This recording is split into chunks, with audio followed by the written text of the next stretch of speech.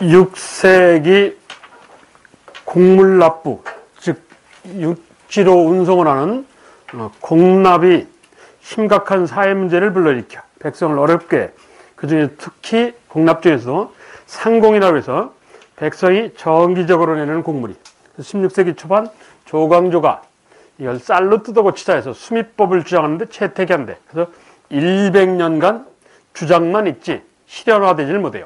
16세기 100년간.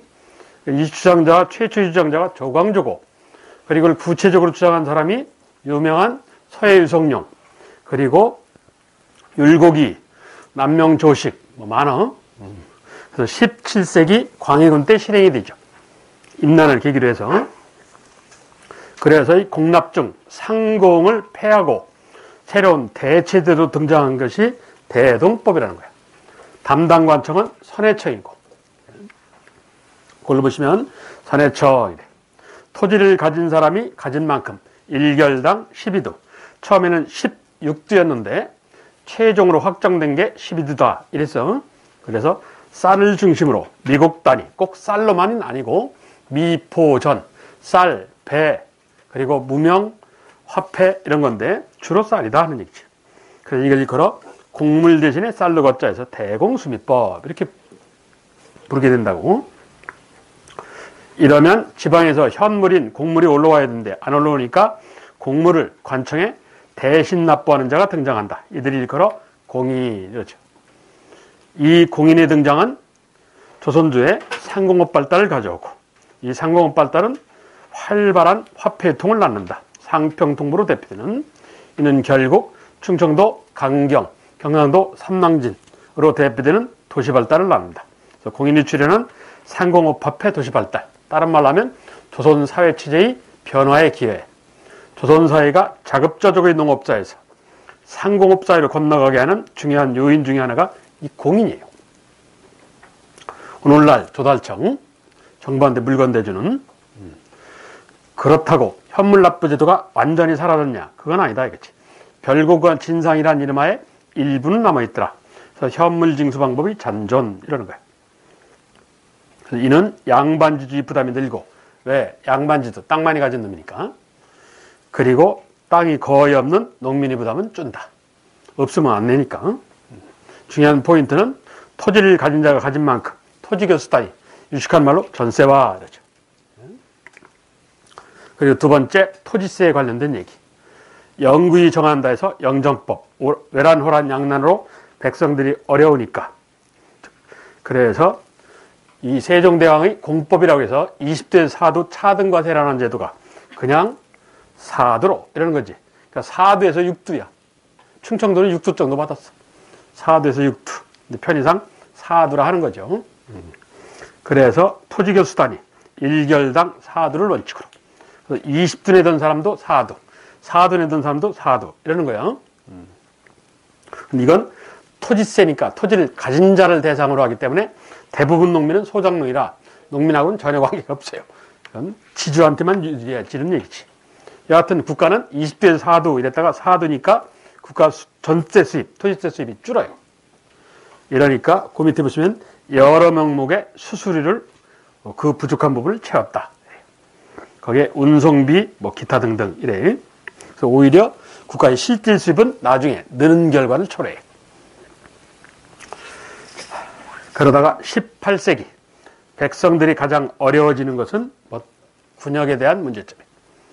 그래서 이 1750년 영조임금이 역을 고르게 해주겠다 해서 뭐 균역법이래. 그래서 대동법, 영정법, 균역법. 이건 외란호란 양난을 계기로 한 수치세의 개선책이야.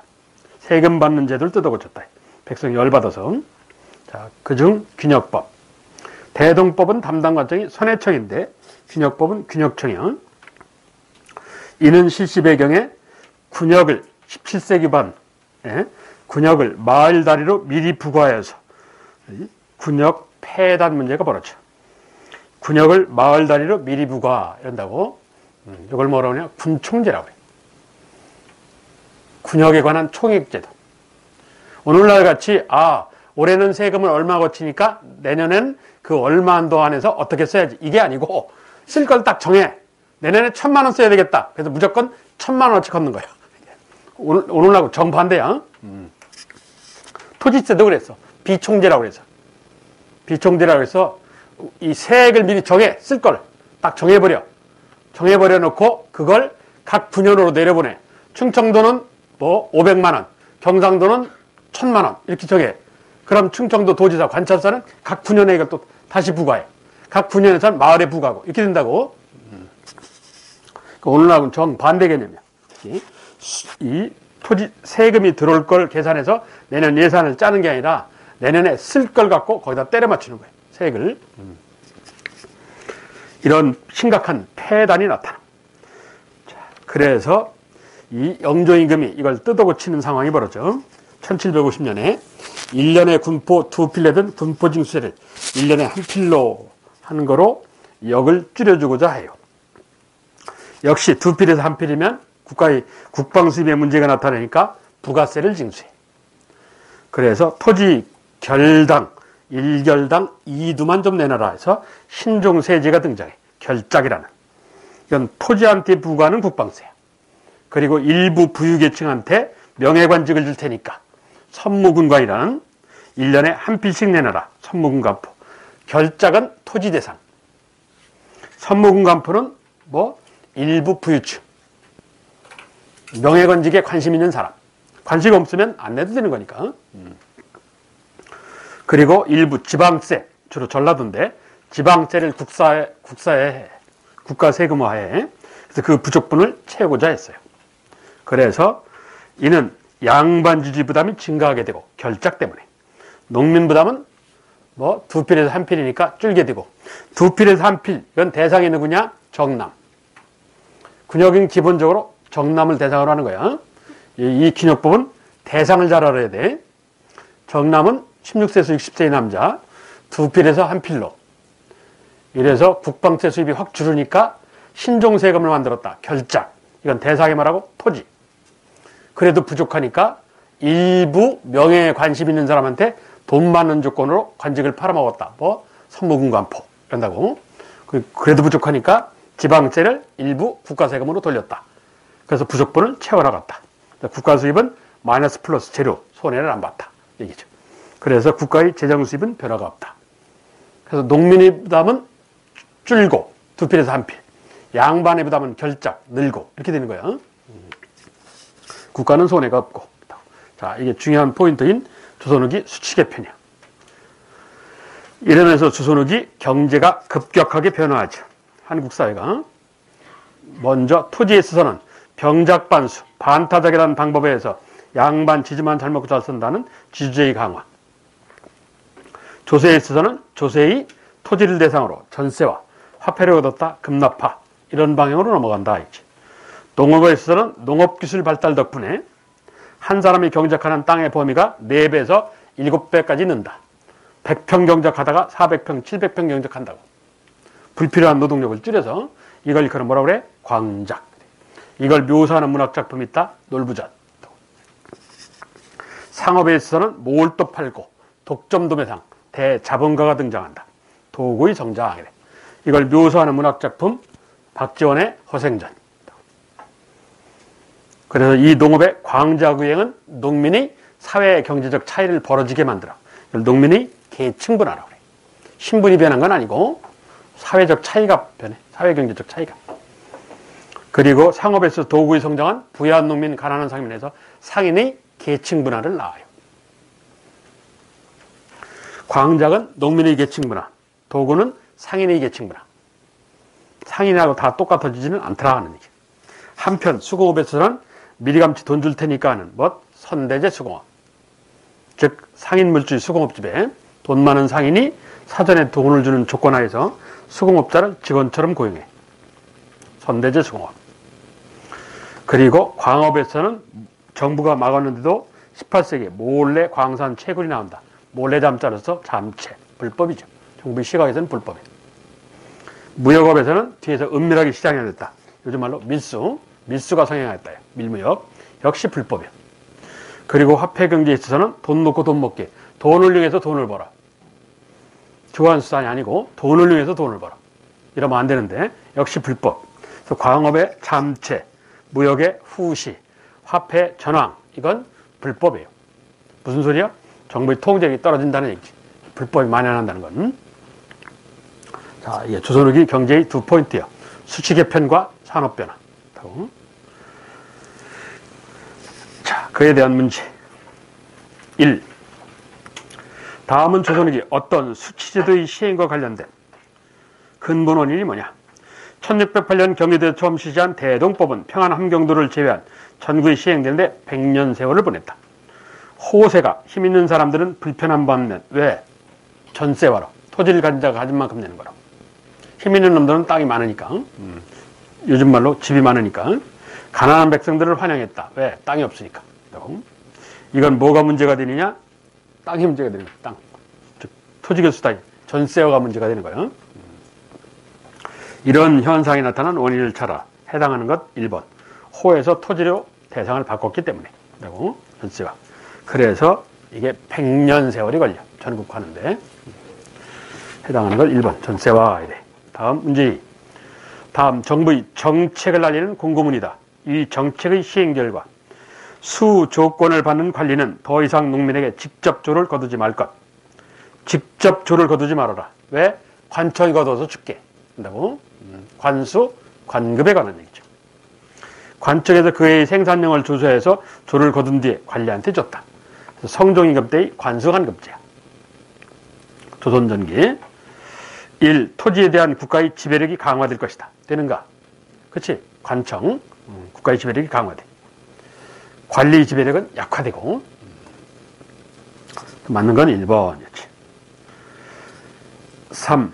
다음 자료의 정책을 시행한 배경으로 지금 별도로 청을 설치 매년 봄, 가을에 백성으로부터 토지 일결마다 쌀을 거두어 본청에 수납케 하였다. 쌀을 거두어 본청에 수납케 하였다. 뭐야? 대동법. 본청은 어디야? 선해청. 그렇지. 대동법이니까 선해청. 그 대동법에 관하여 다음 자료의 정책을 시행한 대동법을 시행한 배경. 대동법이 왜 했냐 이거지. 1. 방군수포와 대립이 나타나서. 방군수포와 대립은 군역과 관련된 거야. 이 세제 조항이 달라요. 2. 몸으로 노동력을 떼우는 요역동원이 무거워져서 농민이 고통을 받았기 때문에. 요역은 국가에 대한 노동력 제공이지. 역 중에 하나긴 하나인데 이건 뭐 큰 말씀 없어. 3. 환곡이 고리대화해서. 환곡이 고리대화 현상은 18세기만 19세기야. 그래서 사창제가 나오게 된다고. 이것도 세제가 달라. 4. 중앙관청의 공무원인 서리가 공무를 대신 내고 대납. 그 대가를 백성들한테 7배, 10배를 받아먹었기 때문에. 그래서 뭐 방납의 폐단이 나타나지. 누구와 짜고? 경절이와 짜고. 그래서 남명 조식이 뭐래요? 서리 때문에 나라 말아먹게 생겼다 해서 서리 망국론을 주장해. 즉 공납 폐단에 관한 얘기야. 그래서 쌀로통이라는 대동법을 하기에 이르르지. 자, 다시 질문으로 돌아가면 다음 대동법이라는 정책을 시행한 배경. 뭐 때문에? 서리망국론. 즉 서리 때문에 경절이와 결탁한. 해당하는 것 4번이지. 다음 문제 4. 밑줄 친 새로운 제도의 시행 결과 방납의 곡물납부제도 폐단이 나타나면서 농민 부담이 커져갔다. 견디지 못한 농민들은 농토를 떠나지 않을 수 없게 됐다. 농민이 토지 탈환, 농촌 경제의 파탄으로 인한 결과이지만, 즉 농민이 농촌을 떠나면 세금 못 받고 군대 못 끌고 가. 국가가 어려워지는 거야. 정부의 통제력은 떨어진다는 소리고. 이렇게 되면 일종의 조세 저항이라 할 수 있다. 도망가는 현상이. 이러한 문제를 해결하기 위한 조선정부는 새로운 제도를 마련, 점차 전국으로 확대 시행하기에 이르른다. 자, 그 새로운 제도에 관하여 기업, 결작을 부과, 지주층의 부담을 증가시켰다. 이건 뭐야? 군역에 관한 얘기지. 결작은 균역법에 관한 얘기야. 이 질문은 뭐야? 방납의 폐단으로 인하 이랬으니까 뭐 그 대동법 관련된 걸 찾아야 되는 거야. 니은 토지가 없거나 적은 농민은 부담이 경감 줄을 것이다. 그건 되죠. 왜? 전세와 토지를 가진 사람이 가진 만큼. 호를 대상으로 토산물로 내던 제도가 뭐로? 토지를 대상으로 이렇게 되잖아. 디귿 공인의 활동으로 물품 수요 공급이 증가한다. 대동법 공인의 활동으로 물품의 수요 공급이 증가한다. 그렇지. 닐 풍흉에 관계없이 일결당 사도 이건 토지세, 전세에 관한 얘기야. 세제가 달라. 질문은 오늘날에는 없는 지역의 현물납부제도 공납이라는 그 대동법으로 바뀌는 얘기야. 해당하는 건 니은과 디귿 대동법 이렇죠. 다음 문제 5. 이 조선주기 경제가 어려워. 세제랑 오늘날 없는 세제 그래서 시험을 아주 잘 내. 그래서 문제양이 한 30개 되는 거야. 다음 자료는 대동법 도입에 따른 논쟁이다. 이번에는 대동법 받아들이는 것 관한 문제야. 당시 정부는 이 세법을 시행하는데 부닥쳤을 가장 큰 문제점. 정부가 이 세법은 예로부터 백성이 불편하다 하여서 시행하지 않았습니다. 특히 토지가 많은 사람들은 한꺼번에 내기가 어려울 터인데 차라리 공납정부를 잘 다듬는 것이, 약간 손보는 것이 백성을 편리하게 돕는 게 아닙니까? 이건 대동법 시행에 대한 긍정적 시각이야, 부정적 시각이야? 부정적 시각이지. 두루 누구야? 양반 지주. 왜? 전세와. 이게 못마땅한 거야. 토지를 가진 사람이 가진 만큼 자기 부담분이 엄청나게 늘 테니까. 이 대동법 시행에 대한 부정적 측면이야. 부자는 토지가 많으므로 내야 할 양도 많아 준비하기가 어렵다고 하는데 그렇지 않다. 무릇 부자는 수확이 많고 노동력이 많은데 가난한 사람들은 여태 그럭저럭 납부한 것을 왜 부자는 못 내냐. 말도 안 되는 소리 하지 말아라. 그렇지. 이건 뭐야? 대동법 시행의 긍정적 측면이지. 조세의 형평성을 추구하기 위해. 많이 번 놈은 많이 내야 된다. 그게 합리적인 거죠. 예? 조세의 형평성 추구야. 가는 대동법 시행의 부정적 측면. 나는 긍정적 측면. 이러는 거야. 정부가 이 세법을 시행하는데 부닥쳤을. 그러니까 부정적 측면하고 관련된 얘기겠지. 1. 상공업이 위축된다. 2. 국가 수입이 준다. 3. 조세 운영이 어려워진다. 4. 대토지를 소화하는 계층이 저항이 컸다. 몇 번? 4번이죠. 특히 전라도. 해당하는 거 4번. 그래서 충청도보다 전라도를 더 늦게 하는 일이 벌어져. 양반의 측은 강원도 먼저 하고 전세화가 주요 포인트야. 해당하는 거 4번. 다음 문제 6. 다음은 대동법 운영에 관해서 그린 거다. 가나에 관하여. 라는 공인이야. 가는 그럼 뭐야? 부과하였다. 납부하였다. 뭐야 저게? 토지지. 토지. 대동법은 토지가 대상인 거예요. 토지가. 자, 기억. 가는 16세에서 60세의 양인 남자를 뜻한다. 정남이라고 하죠. 이건 군역과 관련된 얘기지 저 대동법하고는 전혀 관계없어. 니은 나는 그 부과하는 문제. 토지 결수에 따라 부과했다. 그렇지. 대동법의 특징이야. 디귿 다는 다 어디 있어? 납부. 쌀, 삼배, 무명, 동전 등으로 납부한다. 되죠? 미포전이라고 그래. 유식한 말로. 리을 라의 활동으로 공인. 장사가 아니고 장시. 지방시장. 장사라고 했네. 장시, 지방시장. 장시가 활성화되었다. 돼요? 공인의 활동은 장시, 지방시장의 활성화를 낳았다. 되는가? 되죠? 왜? 이 대량 매집해 가니까, 지방 장시에서. 그래서 공인의 출현은 장시 발달에 기여해요. 그럼 이걸 역으로 장시 세태에는 영향을 줘, 안 줘? 공인의 출현이. 장시 발달에는 기여를 해요. 그러나 장시 세태에는 영향을 주냐 안 주냐? 안 줘요. 왜? 공인이 꼭 장시에 와야 된다는 보장이 없다고. 충주의 사과가 유명해. 그런데 꼭 충주에 와서만 사과를 사야 되는 건 아니야. 왜? 대구에도 사과가 유명하단 말이야. 대구 가서 살 수도 있지. 제가 결혼했는데 처갓집이 대구다. 그거 안 사면 마누라한테 얻어 터져요. 그럼 대구 가서 사야지. 그렇잖아. 꼭 충주에서 사라는 법이 없다고. 그래서 장시 발달은 기여를 해요. 그러나 장시 세태하고는 관계가 없어요. 공인이. 그 점을 좀 조심해야 돼. 장시 발달에는 기여를 하나 대량 수집을 하는 바람에 장시 세태하고는 관계가 없다. 그래서 맞는 건 기억만 빠지면 다 맞아. 기억은 분역법에 관한 얘기고. 그래서 니은, 디귿, 리을, 즉 4번이지. 다음 문제 7. 자료에 나타난 문제를 해결하기 위해서 당시 실시한 정책. 백성들이 날로 곤란해지고 한 집에 부자 조손, 아버지 아들 뭐 손자 이렇게 할아버지 손자는 부자 조선이 한꺼번에 군포를 내야 된다. 이건 뭐예요? 국방세, 군역에 관한 폐단 얘기죠. 다음 자료에 나타난 문제를 해결하기 위해서, 즉 군역의 폐단을 해결하고자 당시 실시한 정책, 영조실록 이런 걸로 봐서 군역법이네. 1. 호포법의 실시. 호포법은 홍선대원군이 100년 뒷 얘기야. 2. 선무군관포. 이건 되죠. 3. 대립. 이건 뭐요? 16세기 방납에 관한 얘기야. 공물납부제도. 3번과 4번은 공물납부제도, 공납제도에 관한 얘기야. 법 적용이 달라요. 그래서 물어보는 건 국방세, 군역 얘기고 해당하는 건 2번이다. 국방세, 군역에 관한 얘기는 1번과 2번이야. 근데 1번은 19세기라 틀리고 2번은 되고. 다음 문제 8. 다음 자료의 밑줄 친 대책에 관하여 26년 7월 양민의 역을 절반으로 줄이라는 명하여, 뭐 유명하잖아. 양역을 절반으로 줄이라. 이거 하나밖에 없으니까. 세금 반 줄여준 건 뭐요? 균역법이죠. 두 필을 한 필로. 이거 균역법. 국방과 관련해서. 그럼 국가 수입이 심각한 문제가 벌어진다. 그래서 끝에 감액한 액수를 채울 수 있는 대책을 마련하라.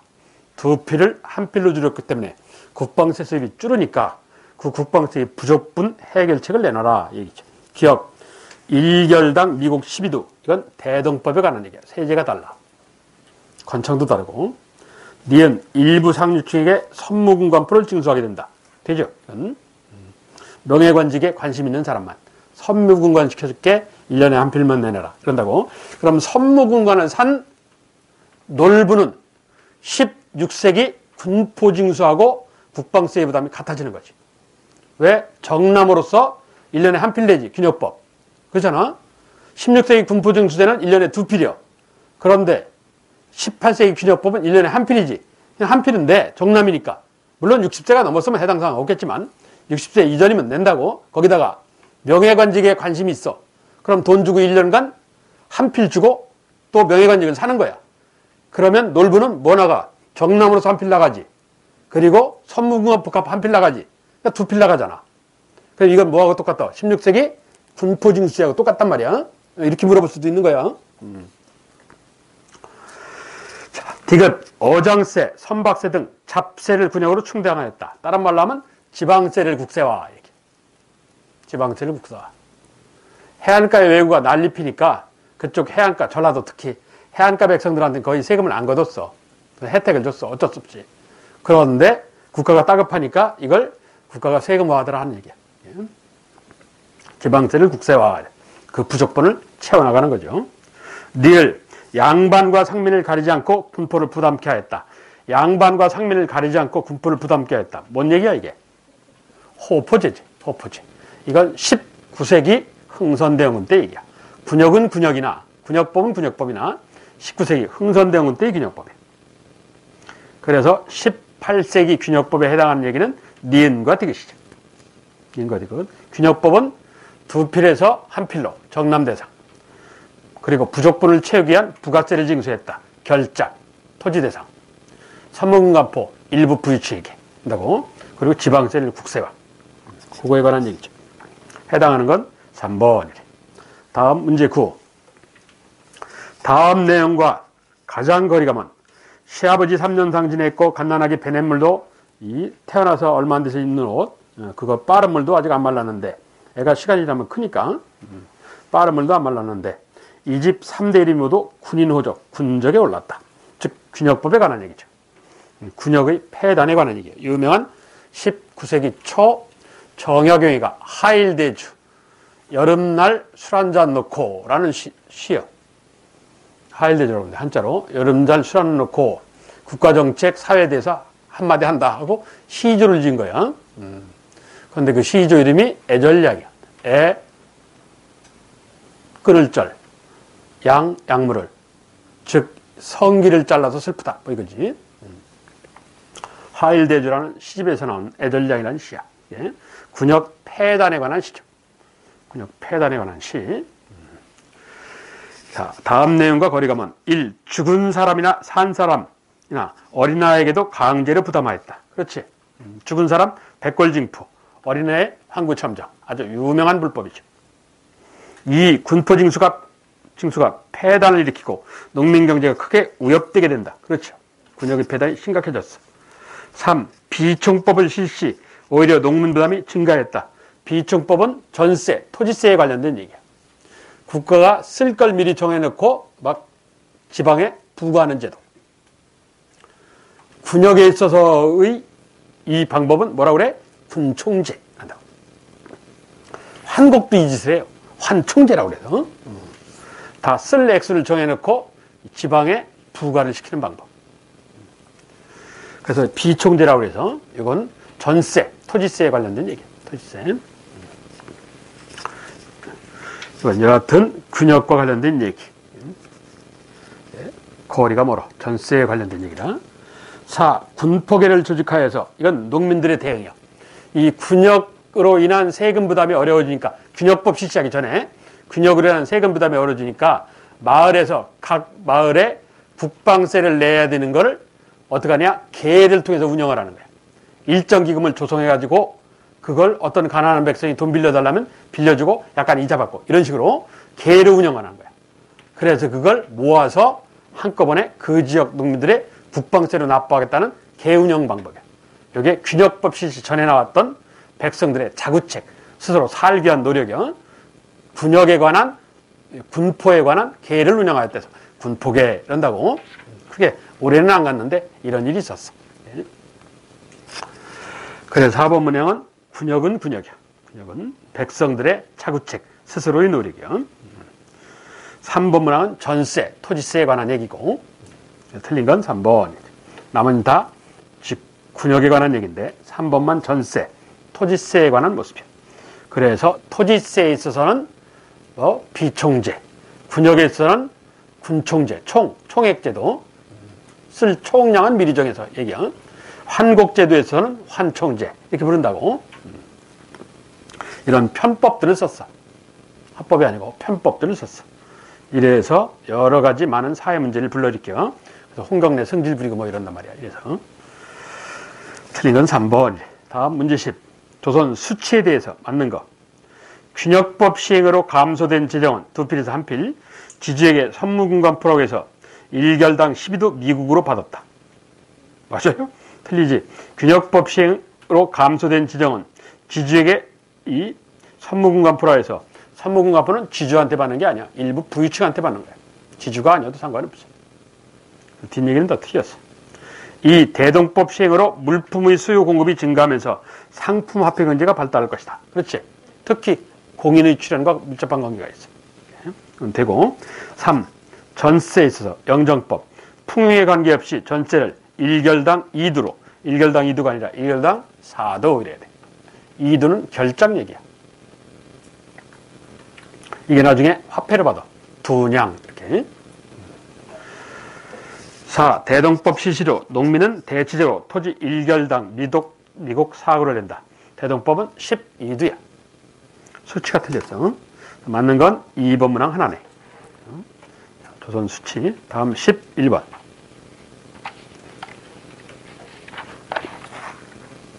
다음 조선후기 수치 개편에 관한 전체 얘기. 가 1결당 4두로 고정하여서 수치하므로, 이거 뭐요? 영정법 얘기죠.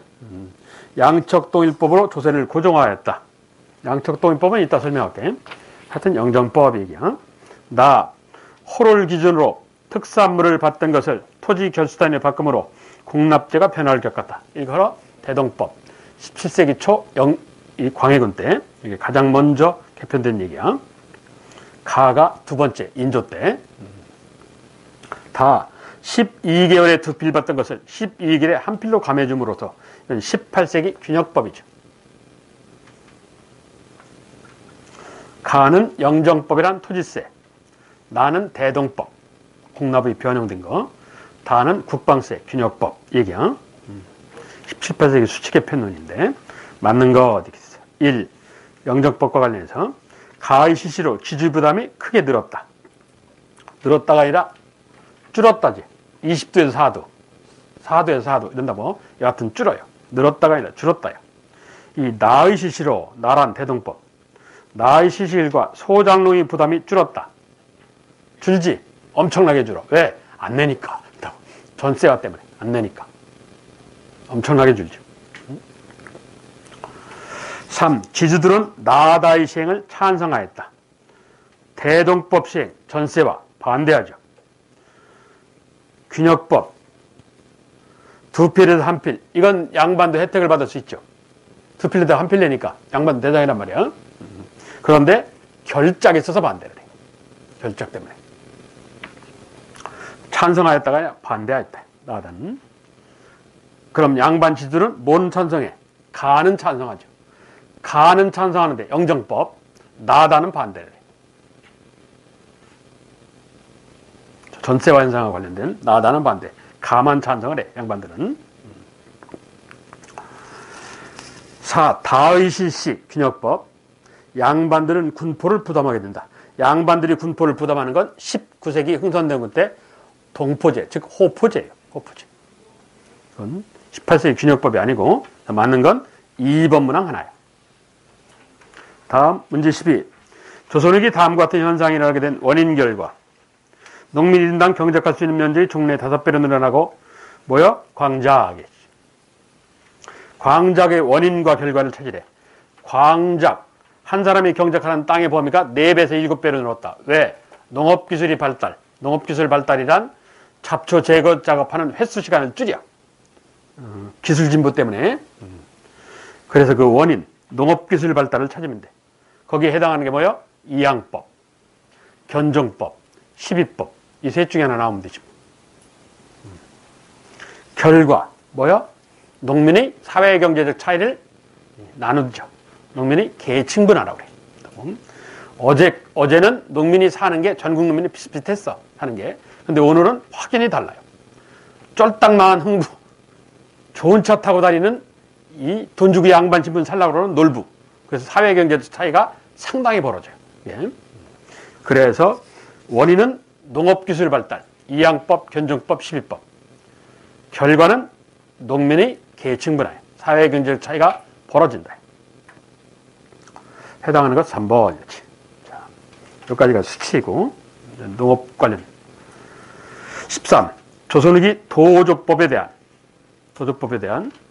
도조법이란 소작료를 미리 주는 방법이죠. 조선주기 처음 등장한.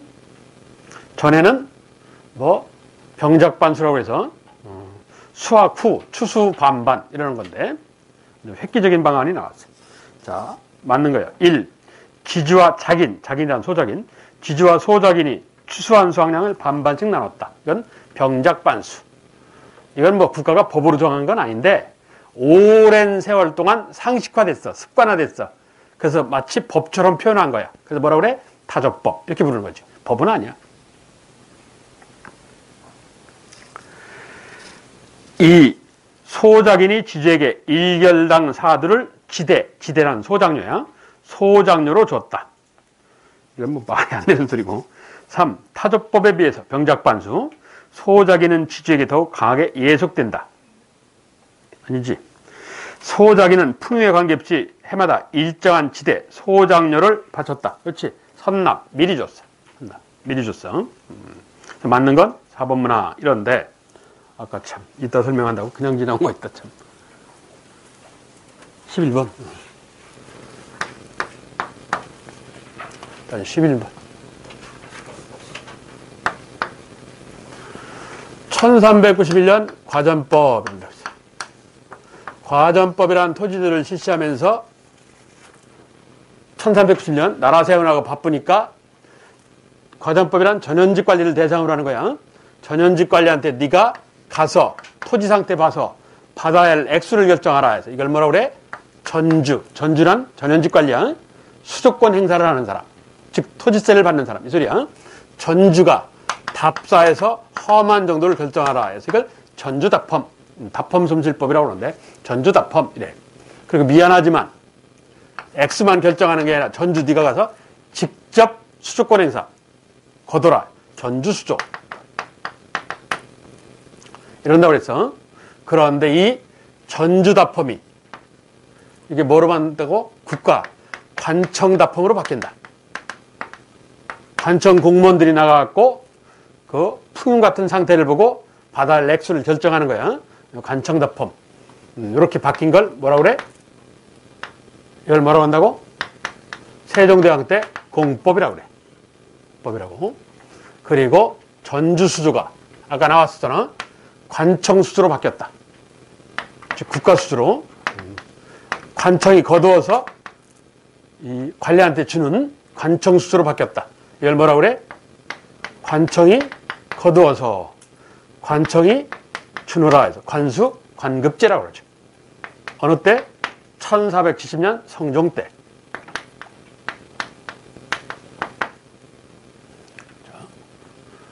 전주다펌이 관청다펌으로 세종 때 1444년 세종 때 공법이란 이름하에.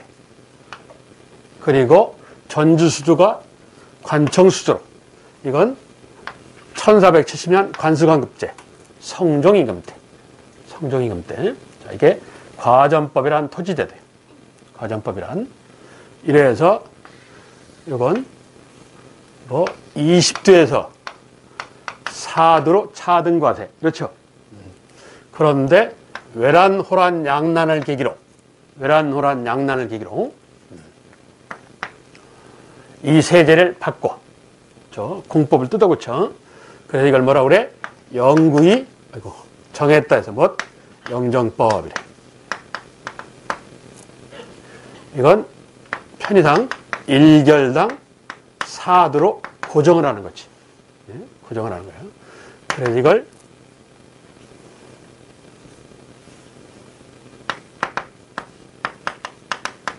(1635년) 인조 때 이래놓고 시행을 해봤더니 이게 괜찮아. 그래서 이걸 확정을 해. 그렇죠? 공식적으로 이걸 확정을 해버려. 이걸 영정법의 명문화, 즉 문서화에. 이게 누구냐? 요 연도를 뒤집으면 돼. 효종임금 때 1653년. 이걸 뭐라고 부르냐? 수량을 재는 자를, 자척자. 수량을 재는 자를 하나로 통일했다. 무조건 사두니까 하나로 통일했다 해서 동일시하였다 해서 양척 동일법이라고 불러요. 요 확정본을 양척 동일법이래. 그러니까 영정법이 확정된 걸 양척 동일법이라고 그래. 예. 그럼 여기는 20도에서 4도로 차등과세를 하잖아. 그러니까 토지세를 내는 게 6개 등급이에요. 전분육본법에 각해서. 이걸 뭐라고 그러냐? 등급에 따를 숫자 따라서 차척자, 자가 다르다 해서 다르리자, 차척자라서 수등이척법이래. 그러니까 수등이척법이 뭐로 가는 거야? 양척 동일법으로 가는 거야. 20도에서 4도로 6개로 차등과세 하는 방법이 뭐로? 하나로. 얘기야. 수등이척제가 세종대왕 때 양척 동일법으로. 거기 얘기가 그 소리. 약간 좀 까다롭긴 한데 표현의 의미가 그거다 알겠죠. 양척 동일법, 즉 영정법을 확정한 걸 양척 동일법이라고 불러. 그러니까 결국 영정법이야. 그리고 저 13번 도주법에 관하여.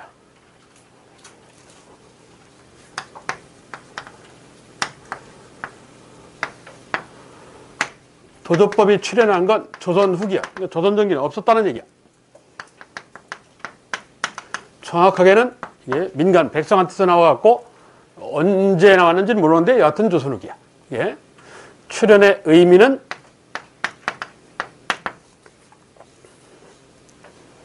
소장농의 지위가 올라가서야. 소장농의 지위 향상이야. 그래서 지주한테 새로운 소장료 제도를 하자고 주장하는 거야. 그럼 지위가 그래 하고 저절로 허락해 주지는 않았을 거 아니야. 그래서 뭐의 결과냐? 투쟁의 결과예요. 그래서 이건 항거한다 소장료에서 뭐라고 그래? 항조운동의 결과다. 이렇게 불러. 데모의 결과예요. 또한 이는 운영에 있어서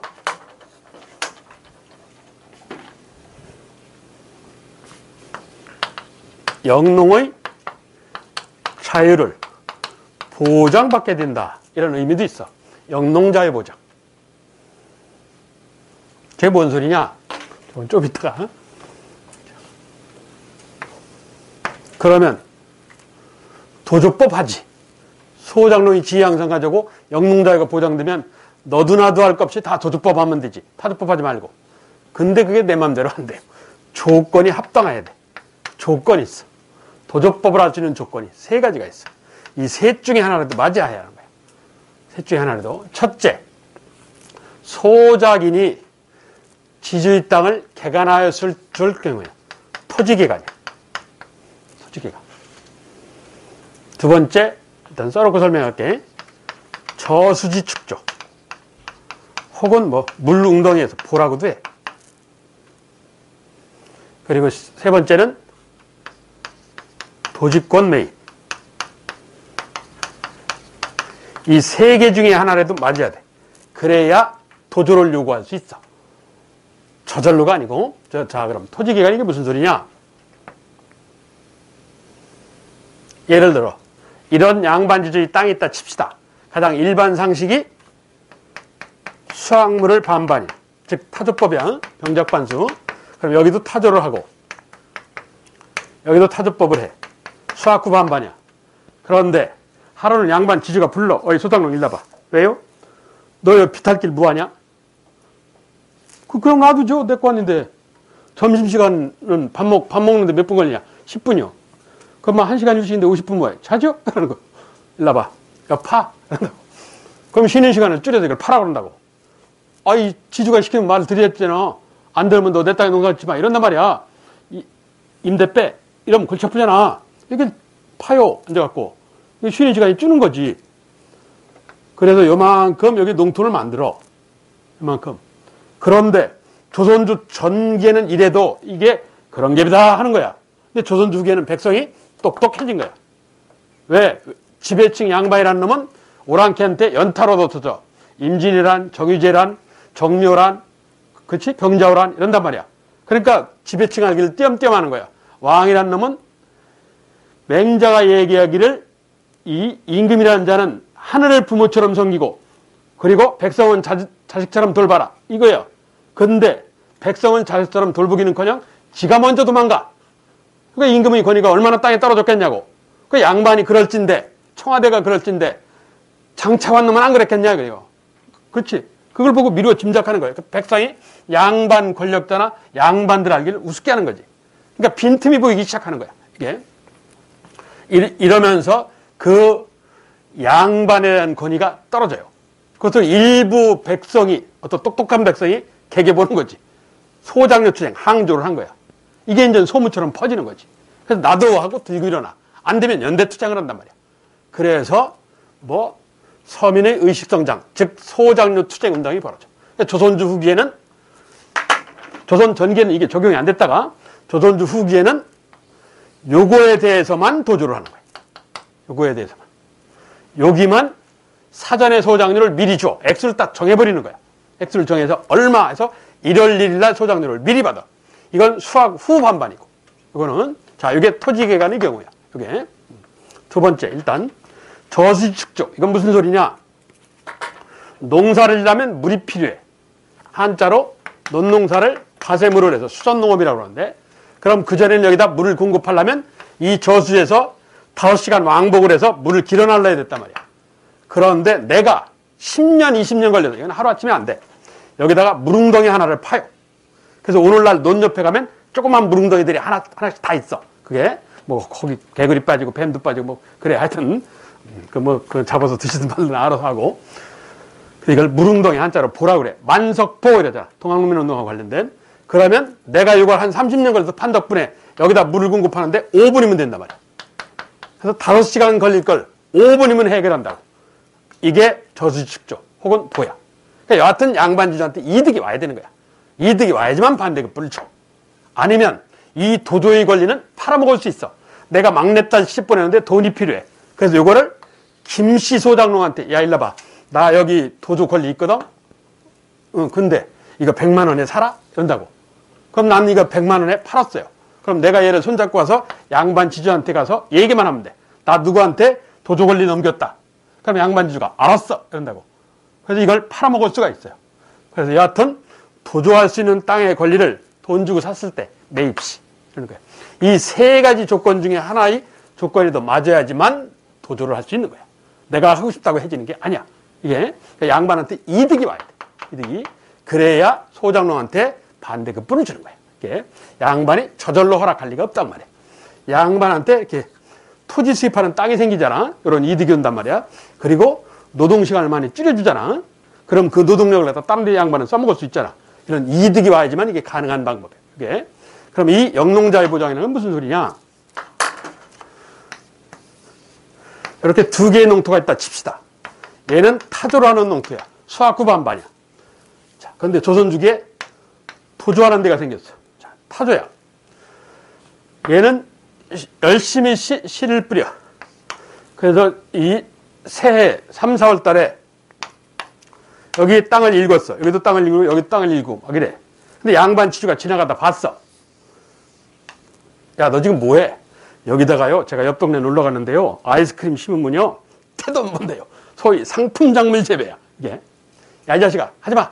그 양반 지주가 간섭을 해요. 왜? 얘가 게으르고 얘가 딴짓하면 나 양반 지주한테 뭐? 수입에 손해가 와. 양반은 보수적인 존재야. 변하는 게 싫은 거야. 그래서 어제 잘 먹고 잘 사는데 이런 위험한 짓 안 해요. 그렇잖아. 쓸데없는 짓 하지 마. 하고 양반 지주가 간섭을 해. 그럼 못하는 거야, 이거, 마음대로. 그건. 그런데 도주야. 아이스크림 신고 피자 신고 어쩌고 저쩌고 이러는 거야. 양반 지주가 봤어. 그래? 그래서 양반 지주가 옆에서 여기다가 생수 심으면 떼돈 번대. 가르쳐줘. 왜? 소작료를 1월 1일 날 1년치를 미리 받아먹기 때문에 여기다가 뭔 짓 하든지 관심이 없어요. 이미 소작료를 받아먹었으니까 땅 파고 도망가지는 않거든. 그렇잖아. 그래서 이걸 개입을 안 하는 거야. 소작료. 상품 장만 재배를 하든 말든 개입을 안 해. 그래서 농업 경영의 자유를 보장받았다. 이러는 거야. 누가? 도조농이. 도주법을 하는 농민이. 그리고 또한 이런 혜택도 있어. 타조법 하에서 나 농민이 더워서 영상 50도를 왔다 갔다 해. 느티나무 밑에서 낮잠을 잤어. 자, 지주가 지나가다 봤어. 깨워 안 깨워? 깨우죠. 왜? 소작농이 게으르면 수확이 줄어. 수확이 줄으면 지주한테는 몫이 줄어요. 100가마 수확하면 50, 50 아니야. 병적반수 반타작이니까. 그런데 소작농이 게으르면 80가마밖에 수확을 못한단 말이야. 그럼 어떻게 돼? 40, 40 된단 말이야. 그러니까 줄잖아. 그러니까 지주의 간섭이 있어요. 이거는. 그런데 도주법이요. 여름에 느티나무 밑에서 소작농이 자고 있어. 지주가 지나가다 봤어. 깨워 안 깨워? 안 깨워요. 왜? 소작농 받아먹었으니까. 어떻게? 입을 덮어주고 가. 더 잘하고. 그래, 내년에 내 땅 또 빌리니까. 된다고. 그래서 이걸 일컬어 영농자유 보장이라고 그래. 지주의 간섭이 짙고, 지주의 잔소리를 안 듣고. 된다고. 그래서 대체적으로 이 소작농한테 유리한 게 이 도주법이에요. 그래서 이 도주법은 사전에 줄 액수가 정해. 4가마, 5가마, 50가마 이렇게 정한다고. 그래서 이걸 액수를 정하였다. 뭐라고 그래? 정액 지대. 지대라는 게 일본식 표현인데 소작료예요. 소작료. 예? 정액 지대. 타조법은 수확 후 반반이야. 그래서 비율을 정하였다. 뭐라고 그래? 정률지대. 그런다고. 자, 이게 조선주기 처음 등장한 서민식 성장을 배경으로 한 도주법이라는 소작료 제도예요. 이게 19세기 말 20세기 가면 거의 도주법이 일반 상식화돼요. 일반 상식화돼. 그래서 대부분 농민들이 다 도주를 하게 되는 거예요. 예. 자, 그게 도주법에 관한 얘기야. 그래서 거기 도주법 4번 문항에 보면 자기니, 즉 소자기니 풍년, 흉년, 풍흉에 관계없이 해마다 일정량을 이걸 정해진 액수에서 정액이라는 거야. 일정량을 지대 소작료로 줬다 해서. 그래서 이 지대를 바쳤다 이런 거지. 이게 도주법이요. 도주법의 중요한 포인트는 뭐냐? 뭐 항저운동의 결과다. 첫째. 두 번째 영농자유 보장. 세 번째 풍흉. 풍년, 흉년하고는 관련이 있냐 없냐? 전혀 관계없어요. 풍흉과는 전혀 관계가 없어요. 풍흉과 밀접한 관계가 있는 건 뭐야? 병작반수, 타조법이야. 도조법은 풍윤에 관계없어. 1월 1일 날 미리 선납하는 방식이기 때문에 풍윤과는 하등의 관계가 없어. 예. 자, 이게 서민식 성령을 배경으로 한 새로운 소장료제도인 도조법의 등장이라는 거야. 쉬었다가 14번부터 할게요. 14번부터 거기 흥분울부하는 얘기.